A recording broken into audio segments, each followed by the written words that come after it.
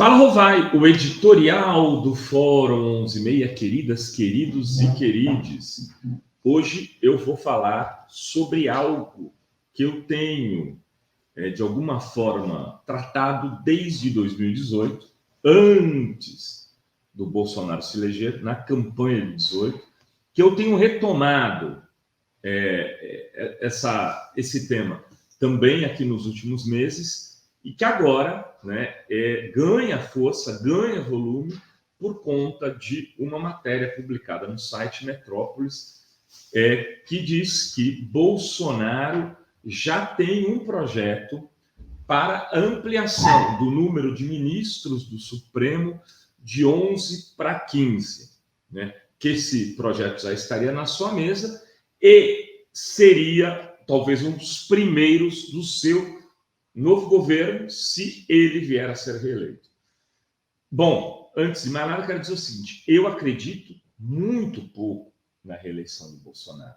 Eu acho que, se o jogo for jogado dentro da política, o Lula será o presidente da República a partir de 1 de janeiro de 2023. Dito isto, quero dizer o seguinte: há um risco mínimo, mas se porventura isso vier a acontecer, o risco passa a ser máximo para a democracia brasileira. Entre outras coisas, exatamente por conta disso. Bolsonaro, em se reelegendo, não vai se contentar em ocupar o cargo por mais 4 anos e nem se contentará em fazer uma gestão com limites colocados pela institucionalidade, porque ele vai ter a seu favor o discurso de que, por exemplo, o Supremo foi derrotado no processo eleitoral, que derrotou Alexandre, o ministro Alexandre, que derrotou o Lula, o PT, os sindicatos, a Globo, e isso permitirá que ele tome decisões muito mais contundentes do que teve neste período deste mandato que se encerra agora no final do ano. Por que ele não fez, então, o Rovai no primeiro mandato? Primeiro, que Bolsonaro, ao assumir em 2019, ele teve que montar um governo e montou baseando-se no discurso da antipolítica. Se cercou de pessoas que eram oriundas do partido digital que ele tinha montado, os influencers, daquele pessoal que havia sido eleito com ele. Então, estava lá o ministro da Educação, Vélez, se não me engano, depois colocou o Entraub, estava lá a Joyce como líder no Congresso, a sua representante na Câmara dos Deputados era a Joyce, uma ministra, uma deputada eleita de primeiro mandato. Ele armou um primeiro ano de governo, principalmente no começo do segundo, sem base parlamentar. Ele começou a perder votações, seu governo ficou em risco, ele não tinha o acordo político que tem hoje e que foi construído junto com o Centrão e que operou o orçamento secreto e uma estabilidade de votos acima de 350 para ele aprovar o que quer que seja, como ele acabou de aprovar, por exemplo, esse estelionato eleitoral, inclusive contando com votos da oposição, de aumentar o Auxílio Brasil pouco antes da eleição, de dar vale para taxista, caminhoneiro, etc. e tal. Enfim, ele não teve essa condição, então, política para operar isso no primeiro mandato. Quando passou a ter o apoio do Centrão, já ficaria estranho ir para cima do Supremo usando uma lei dessa, porque ainda ele não tinha sido reeleito. Em sendo reeleito, a força dele passa a ser muito maior.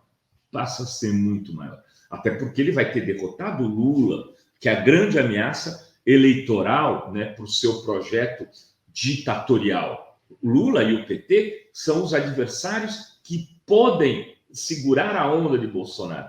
Derrotando-os, acabou. Bolsonaro fica com um vazio político para operar política por 10, 15 anos, e ele vai fazê-lo se tiver essa possibilidade. Elege, troca 2 ministros do Supremo, a Carmen Lúcia e o Lewandowski, que têm os seus mandatos que vão ser vencidos agora, em 2023, ou seja, já são da conta do próximo presidente, e aí nomeia mais 4, né, nessa ampliação para 15. Nomeando 4, com esses 2 que vão se renovar e com os 2 que já tem, o Cássio e o... Enfim, e o outro aí, o Marcos Mendonça, com esses 2, 8 contra 7, ele nem precisa destituir, num primeiro momento, os ministros. Mas pode vir a fazê-lo depois, inclusive dentro da lei, porque terá o controle da Câmara e do Senado, e aí pode pôr, por exemplo, o nome do Alexandre Moraes para ser cassado no Senado. E aí? Quer dizer, aí ele fica com 9, fica com 10, fica com quantos quiser. Mas o que vai acontecer com o apoio internacional dele? Ele está se lixando para isso. Ele está se lixando. Ele vai ter apoio internacional de quem interessa, de quem ele achar que deve ter, e vai ter ainda o discurso de dizer, olha, tudo nas 4 linhas. Ganhei a eleição, fiz aquilo que diz a Constituição está sendo mudada para o bem do Brasil, tá ok? E os Estados Unidos vão continuar negociando com ele, e a Europa vai continuar negociando com ele, como disse aquele empresário golpista no grupo de WhatsApp, porque negocia com a Arábia Saudita, negocia com esse troglodita todo da Hungria, da Polônia, do escambau. Isso não é um problema. Enfim, é um momento ultra delicado da história nacional, e é engraçado como algumas pessoas do campo progressista estão brincando com esse fogo. Né? Lula tem tudo para ganhar no Bolsonaro e é o único que tem condições. Né? É o único que pode ganhar no primeiro turno, ou se não ganhar no primeiro, ganhar no segundo.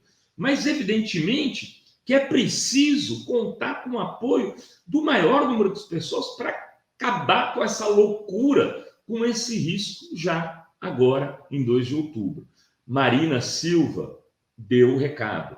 Marina fez um movimento que se espera hoje não só das pessoas que são progressistas, mas daqueles que são democratas. O risco autoritário é imenso.